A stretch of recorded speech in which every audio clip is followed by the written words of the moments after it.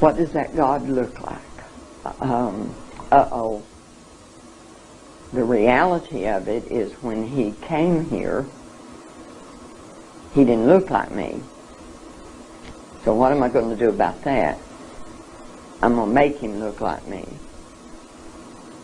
So for hundreds of years, we've been telling you, and now you have to keep in mind that we took away any other god that you might have through force, through fear, through pain, through any means necessary. So now I'm going to give you a God, but I'm going to do that in a way that it's going to further me.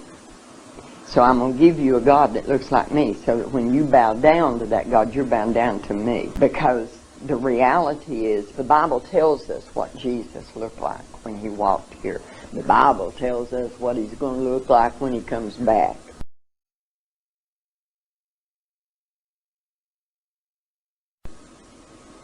We have taken that and changed it. Do you remember when Jesus went to Egypt? He hid in Egypt. The people in Egypt, honey, they're not white people. How could he hide that? See, so that we've done that. We've given your people a God that looks like me, so that you don't have any qualm about bowing down to me.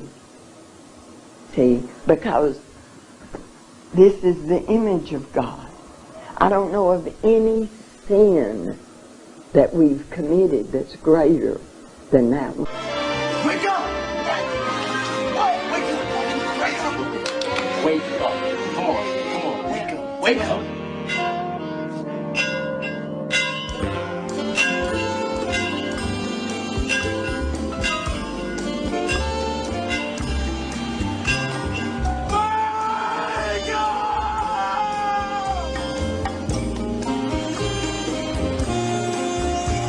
If I were to tell you that blacks once had a great culture which exceeded the culture of whites, you'd probably find that pretty incredible. But we're talking about the ignored truths of history.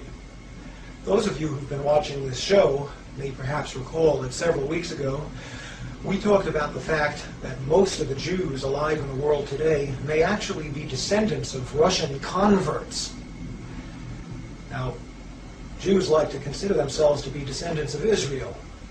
So the facts that Russia was once a Jewish nation for 500 years, in fact, and that most Jews who are alive today may be more closely descended from Attila the Hun than from King Solomon, these are facts which are just glaring facts, and it's incredible that such things could be ignored.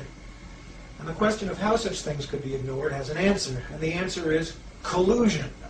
All the parties involved have silently agreed, even perhaps without ever talking to each other, they've silently agreed to just not discuss this subject.